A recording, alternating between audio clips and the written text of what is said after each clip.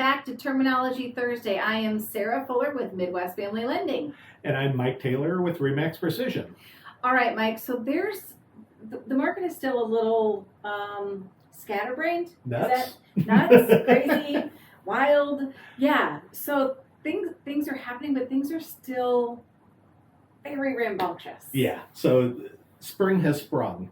Normally, it doesn't quite happen as quickly as it did this year. It's usually sometime in mid-March, but it's kind of been going strong here the past couple of weeks. Yeah. And, you know, we're still seeing a big inventory shortage. We're about 1,650 total listings, and I could break that down. You know, it's about 260 in the 3-county metro area. Just and not that enough. would just be resales. Yeah.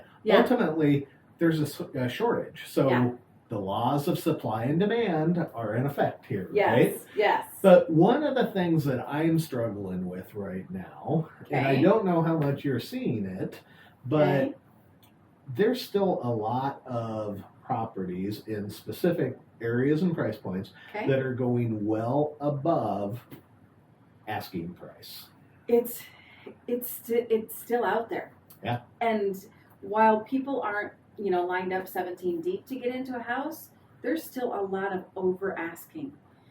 And Mike, one of the biggest things is how do you guys guide your buyers to know when too much is too much?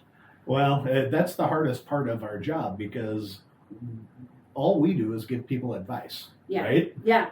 They're going to choose to do what they want to. So Correct. We talk about, okay, here's what similar properties in that area have sold for recently. Now, that still takes into consideration those that are selling way over list and all of that sort of stuff. So, but even we just wrote an offer that unfortunately wasn't accepted, and it sold for about $20,000 over list. That's about 10%, a little less than that. Big overage still. And honestly, that could take 5 or 6 or 7 years to recoup that.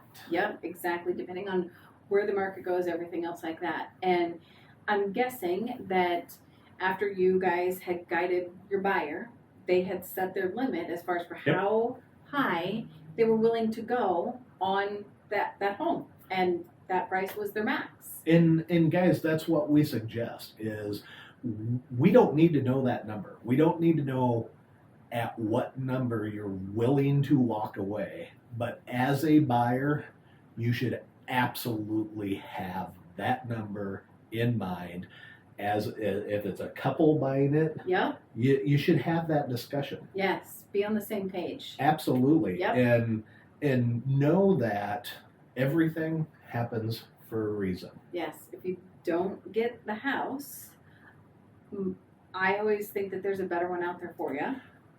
A better situation. Yes, absolutely.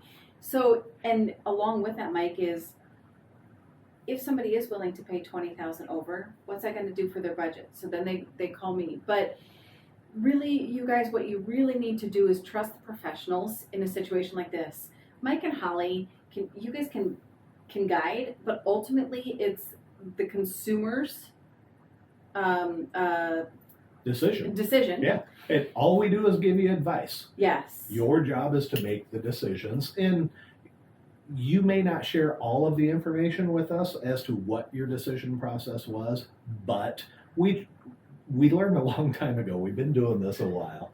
As long as we feel good about the advice that we gave you, we can go home and sleep at night.